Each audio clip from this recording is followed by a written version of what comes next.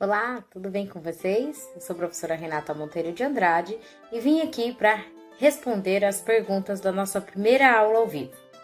Vamos dar início com a pergunta do Hilton César Correia Vieira de Maringá.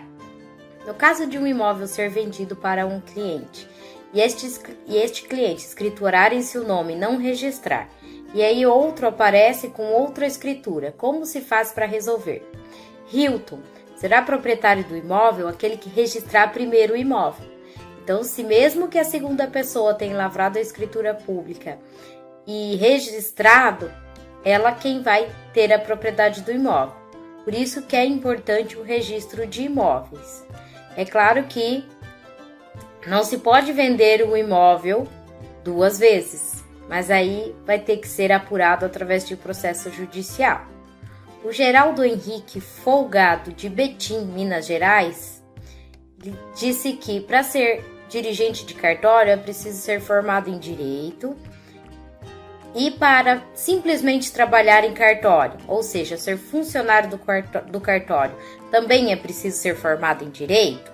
Geraldo, vai depender das exigências do profissional, do notário responsável pelo cartório. Não existe uma exigência legal. A única exigência que a lei estabelece é que a responsabilidade por todos os atos deste preposto, deste funcionário, é do notário, do responsável pelo cartório.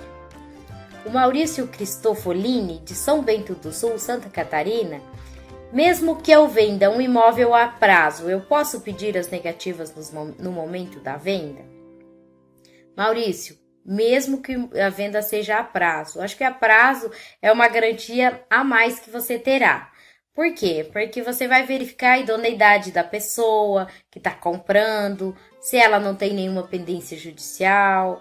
Então, é aconselhável sempre fazer essa verificação antes para se concretizar a venda com segurança. Já o Hilton, novamente de Maringá, ele questionou que a lei de registros públicos, lei de registro de imóveis, é a mesma ou existe diferença de estados para estado? O que cuida dos registros de imóveis são a lei dos registros públicos. A lei do registro público, ela é nacional, é a lei 6.015/73. Ela vale sim em todo o território nacional. O que modifica é a tabela de emolumentos, ou seja, as custas pela elaboração das escrituras, reconhecimento de firma, autenticações, etc. Essas custas são determinadas pelo Estado, pelo governo do Estado. Então, cada Estado tem sua tabela de emolumentos. Então, a lei de registros públicos, ela é nacional. A única diferença que existe de Estado para Estado é o valor do ato praticado pelos responsáveis pelos cartórios. A Maria Verônica de Gonçalves, Caruaru, ela comentou que alguns falam que existe um prazo de retorno na documentação e conferência de um registro de imóveis que o cartório deveria dar. Isso é verdade? Em que momento podemos pontuar isso com eles, pois alguns excedem o tempo de conclusão de tudo? Verônica, com relação à documentação para a lavratura da escritura, ela não existe na lei um estabelecimento de um prazo. Mas a gente sabe que a certidão ela tem um prazo de validade. Ela vale em 30 dias, algumas certidões já estão vencendo. Então, para a lavratura da escritura, é certo ponderar com o responsável pela lavratura, neste prazo, elabore a escritura, até porque senão vai perder a validade de todas as certidões. Com relação ao registro de imóveis, o registro de imóveis sim, a lei estabelece que o prazo para o registro é de, no máximo, 30 dias. Então, é de até 30 dias para se proceder o registro. Podemos sim exigir o cumprimento da lei. José Ranilson Soares, de Petrolina, lhe questionou quais os documentos necessários para fazer um registro do imóvel e quais os órgãos que preciso procurar além do cartório. José Ranilson, esse vai ser o tema da nossa quarta aula ao vivo e também está disposto o nosso livro da disciplina na nossa unidade 5. Dá uma procuradinha lá que vai ter todo o conteúdo. Mas não se preocupe que nós vamos conversar sim na nossa quarta aula. O Leonardo Flávio Costa Filho, ele perguntou: o registro é de acesso público? Sim, o registro é de acesso público. Uma vez concedido o registro, qualquer pessoa ela pode verificar aquela certidão, aquela matrícula, aquele documento. Por isso que é importante registrar, porque todas as pessoas têm acesso a ele. O Adolfo Schill, de Maringá, ele perguntou: como funciona se haver apenas contrato de compra e venda? Qual a validade? Então, Adolfo, conforme nós conversamos na nossa primeira aula ao vivo, apenas o contrato de compra e venda vai criar a obrigação entre as partes. Então, o A vende para o B, o B tem que pagar o valor ao A de acordo com as condições que estabelece. E só, não transfere propriedade, não te dá nenhuma garantia da propriedade.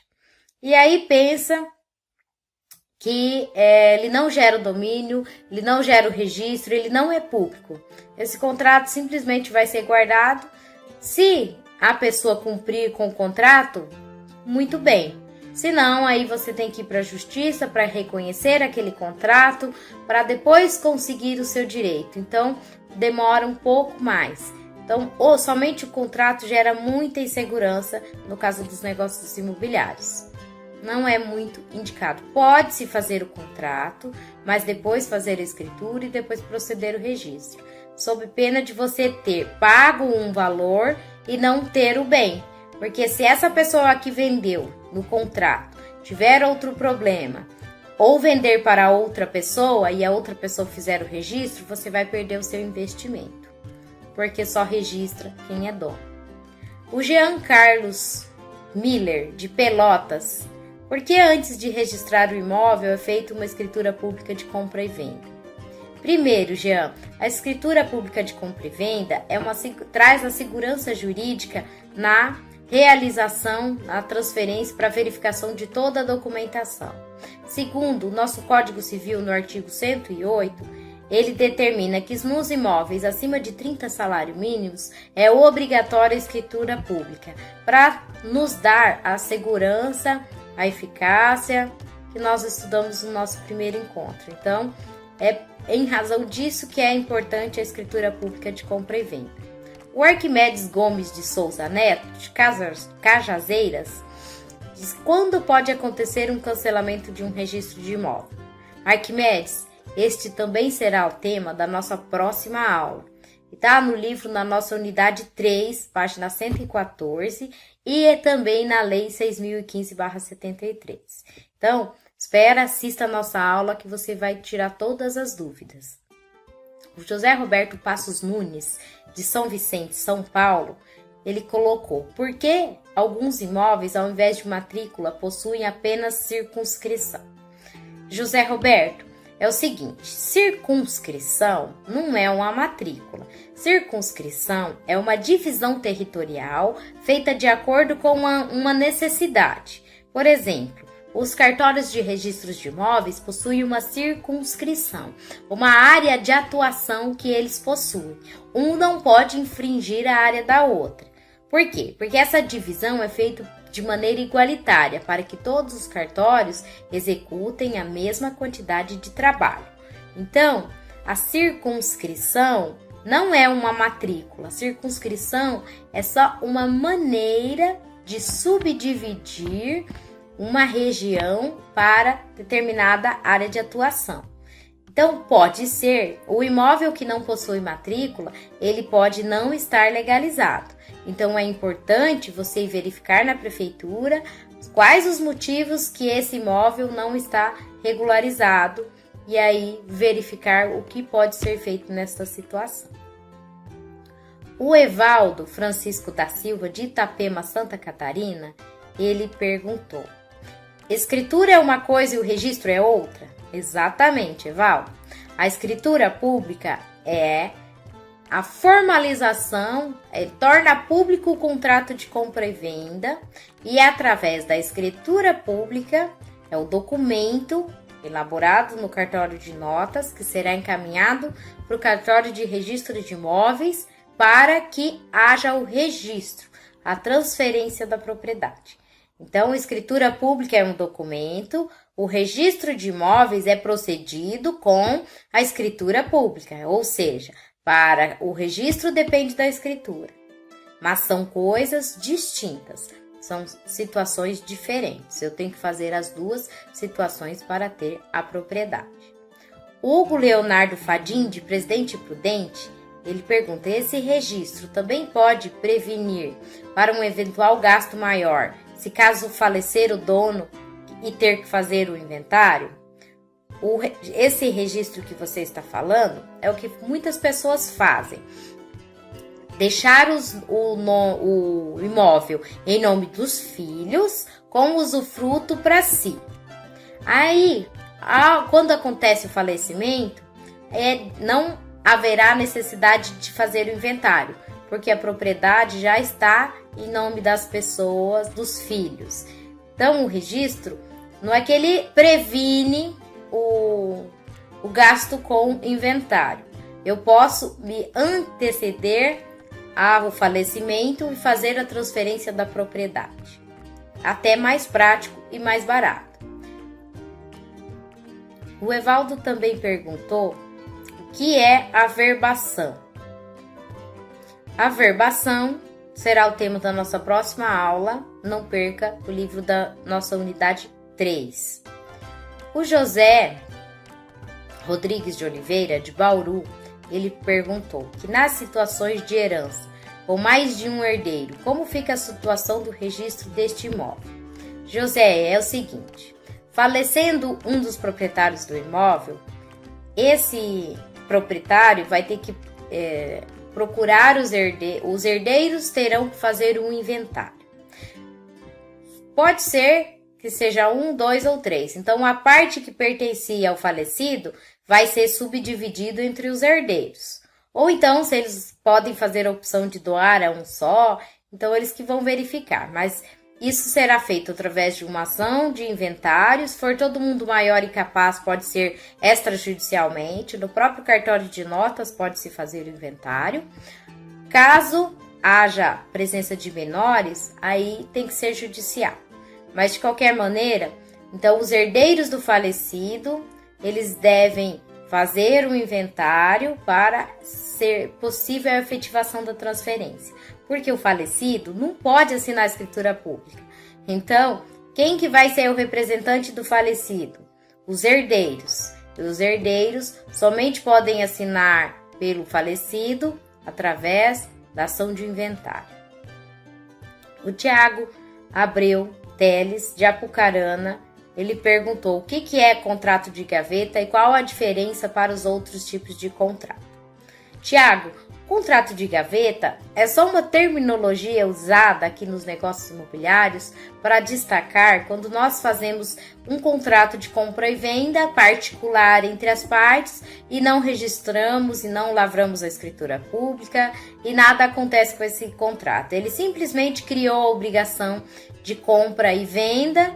A parte que comprou tem o imóvel, está no imóvel, mas não tem a propriedade e gastou um dinheiro que pode ser até perdido em caso de problemas que o proprietário real venha a ter com a justiça. Ou até mesmo se o proprietário se divorciar e aquele imóvel pertencer aos dois, a esposa e o marido, pode a pessoa que comprou através desse contrato perder o imóvel. Então, o contrato de gaveta é aquele contrato de compra e venda de imóvel feito entre particulares e guardado na gaveta, sem maiores efeitos. Então, temos a pergunta do Hilton César Correia Vieira, de Maringá. No caso dos loteamentos, em que só é feito o contrato de compra e venda, principalmente quando é financiado, e o cliente está acabando de pagar o terreno e a locadora falir ou morrer o proprietário, o cliente pode perder o terreno? Hilton, em razão desses acontecimentos, foi promulgada a Lei 10.931 de 2004, que trata do patrimônio de afetação, que protege os adquirentes desses imóveis. Sendo assim, não há uma perda de tudo que foi investido. E essa lei assegura o direito dos proprietários. Vocês vão ter uma melhor explicação na disciplina de incorporações com a professora Claudete. Temos também a Sônia Regina de Oliveira, de Gaspar, Santa Catarina. Quando você vai no registro de imóveis e lá está registrado um terreno, mas sobre este terreno existe uma casa já construída, como você deve proceder? Sônia, é muito simples, entre aspas. Você deve ter o projeto dessa residência. Se você não tiver, você tem que contratar um engenheiro para que faça o projeto dessa residência. Você se dirige à prefeitura da sua cidade, verifica, aí eles vão fazer uma vistoria neste imóvel, você vai recolher algumas taxas, referente a isso, eles vão emitir um habite e com este habite você registra essa propriedade no cartório de registro de imóveis. Aí os valores desses procedimentos variam de estado para estado. O João Alberto Rebouças Nery, de Salvador, Bahia, ele perguntou o seguinte, que se registrar uma compra e venda no cartório de títulos e documentos tem a mesma garantia legal? João, não tem a mesma garantia real. A única garantia que você tem é que este contrato vai ficar à disposição de maneira pública a quem procurar. Mas, como esse cartório, como esse contrato, ele só é particular entre as duas partes, então não vai ter como qualquer pessoa ter ideia de que existe esse contrato. Então, ele não vai gerar a transferência da propriedade, ele simplesmente vai assegurar a data da realização do contrato, vai garantir que as assinaturas daquelas pessoas são verdadeiras e ainda que não sei se compensa, porque pelo valor, o valor do registro é com base no valor do contrato, muitas vezes sairia mais barato fazer uma escritura pública, que pode transferir a propriedade do que um contrato no registro de títulos e documentos. Então, eles não têm o mesmo valor, eles não vão ter a mesma garantia legal. Este contrato simplesmente vai gerar os efeitos e as obrigações entre as partes, um de vender e o outro de comprar e pagar o preço. Simplesmente assim. José Carlos Aragão Sampaio, de Ituberá, Bahia, ele perguntou que na confecção da escritura pública pode-se cobrar o ITBI se não houver a transferência da propriedade? José Carlos, o pagamento do ITBI é requisito imprescindível para que haja a transferência do imóvel. Sem o pagamento do ITBI não se transfere. Então, a gente lavra a escritura pública, paga o ITBI, que esta informação vai constar na escritura pública, posteriormente encaminha para o cartório de registro de imóveis para fazer a transferência. O cartório de registro de imóveis não realiza a transferência sem o pagamento de imposto, porque é uma exigência legal. Sem o pagamento de imposto, que é o imposto de transmissão de bens imóveis, eu não consigo transmiti-los. Então, eu pago o ITBI no momento da lavratura da escritura, sim, não está errado. Não haverá nenhum problema com relação a isso. O Tiago de Abreu Teles, de Apucarana, ele questiona: a transferência de propriedade é obrigação do comprador ou do vendedor? Quem deve solicitar essa questão? Tiago, pensa comigo. Você adquiriu um imóvel. Você quer que ele continue em nome da pessoa que vendeu ou em seu nome? Partindo desse princípio, é claro que o registro é de responsabilidade do comprador, porque é de interesse dele manter a propriedade do imóvel. Para o vendedor, pouco importa. Imagina que legal se ele receber o preço e ainda ficar com a propriedade. Então, ele vai ganhar duas vezes. Então, é importante que o comprador se responsabilize pelo registro de imóveis. E o Maurício Barbieri de Moraes, ele pergunta: as pessoas que têm a posse de um imóvel têm algum direito, já que não têm o direito de propriedade? Maurício, nós vamos ver quais são os direitos que nós temos na próxima aula. Mas de antemão, vai depender do tipo de posse e o direito que ele tem vai ser o direito de reivindicar se, por exemplo, o terreno for invadido, se acontecer alguma coisa. No mais, somente o proprietário possui o direito de usar, dispor, gozar e do imóvel. Então, é importante regularizar a propriedade se você já está na posse. Eu espero ter ajudado a esclarecer as dúvidas. Se não ficou respondida de acordo com o que vocês pretendiam, entre em contato conosco. Eu desejo a todos ótimos estudos e até a nossa aula.